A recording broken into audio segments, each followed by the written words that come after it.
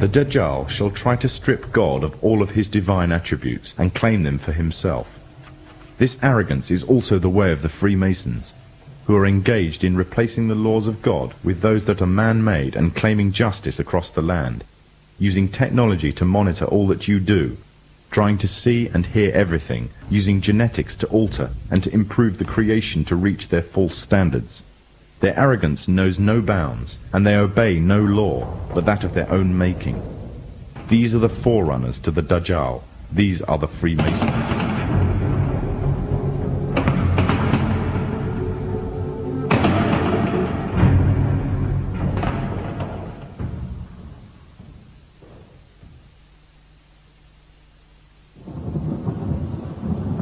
Prophet Muhammad said that a time would come when the whole world would gather around to plan the destruction of the Muslims, as if they were gathered around a table to take part in a meal.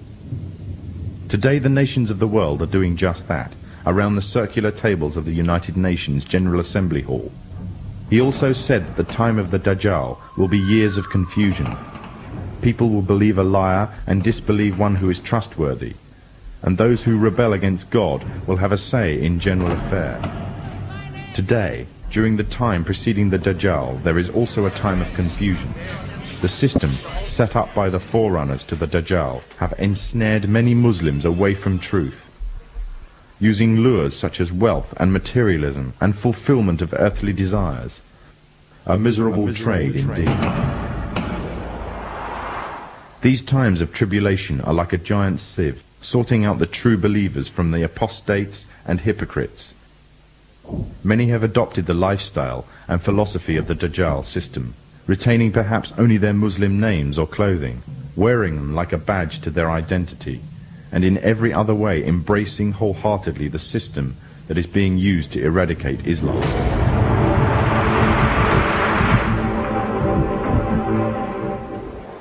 Embracing the same system that stood back and did nothing when pregnant Muslim women had their bellies ripped open by Serbs, killing them and the contents of their wombs. The same system that stands still whilst women and small girls are being raped in Kashmir. A system that stood still whilst mothers saw their children dragged away by soldiers during the night, never to return, simply because they spoke out against being refugees in their own homeland. And the same system that said nothing to the tyrant, that gassed women and children simply because he danced the Masonic tune. For those who choose this system, claim to love Allah and His Messenger, but hate what He has brought, leave the guidance that is Islam, and they adhere to the evil system of the Dajjal, living their lives in accordance with its rules, and seeking from it worldly rewards, disregarding the truth that is the laws of Allah. They are those who invite upon themselves the wrath of Allah. They came down to the side of the road by the thousands. And they had Kuwaiti flags, and some had American flags. The forerunners to the Dajjal have set up this system to destroy Islam, either directly, through military and economic coercion, or indirectly, using ideological warfare. They have divided and conquered, instilling diseases such as nationalism and racism into the heart of the Ummah. Their biggest fear is Muslim unity, and revival of the message brought by the last prophet to mankind. And everything they do is geared to prevent this. They have manipulated Muslims, setting up and promoting divides. They have installed their own universal language, compelling all to learn or be shut out, and reducing Arabic to secondary and inferior language in society. And what they have used most to keep the Muslims at bay is oil.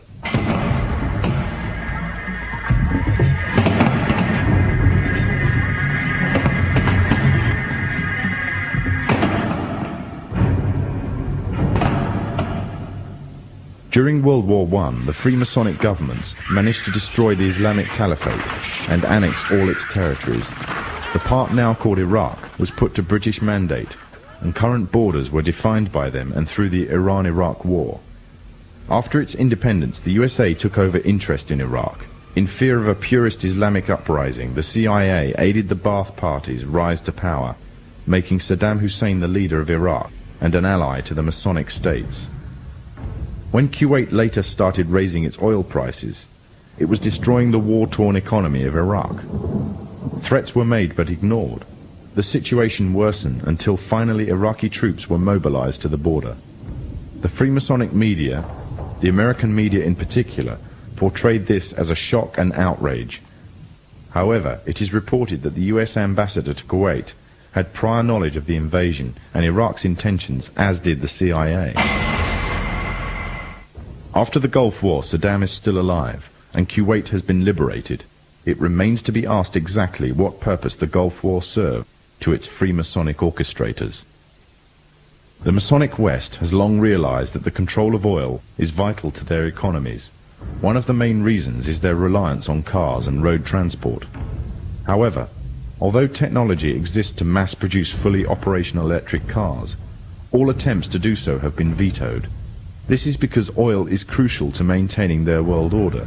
Without the wealth from oil, Muslim economies would fall, and without the puppet governments and leaders such as Saddam Hussein, the Freemasonic West could not control the Muslim nations. Without the division of wealth and false leadership of these nations, nothing would prevent the purist Islamic movements from coming to power. Poverty creates unity, and Muslim unity is the greatest fear of the forerunners to the Dajjal. The Gulf Wars serve many purposes: to promote Western unity, to create divides amongst the Muslim nations, to act as a testing ground for an entire arsenal of military weapons and cocktails of chemicals and drugs. But most of all, it served to ensure a strong military presence in the Middle East.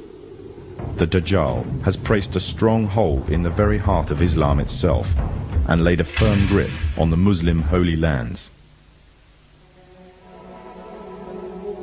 But although they plan, Allah also plans, and Allah is the best of planners. The final victory will be with the Muslims.